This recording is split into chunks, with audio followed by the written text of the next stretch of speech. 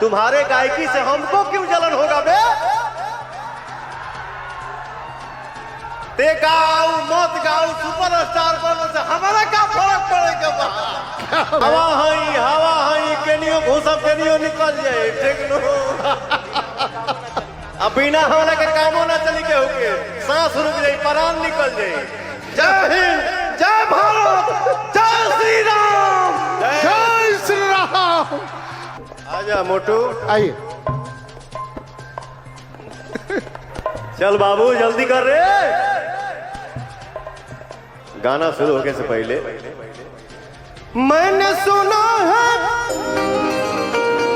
मैं खाने का रंग बदलने वाला है, बोतल खोल के सामने रखिए,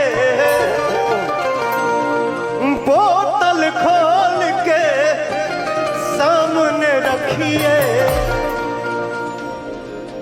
चांद निकलने वाला है।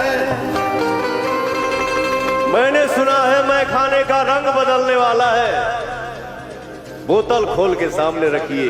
काहे हो भैया? क्योंकि चांद निकलने वाला है। एक आर्टिस्ट, एक सिंगर, एक्टर मंच पे अपना परफॉर्म करे, गाना गाए, एक्टिंग करे और उसके भगवान रूपी ऑडियंस जब एक बार जोश में आशीर्वाद दे देते हैं ऐसे बोल के,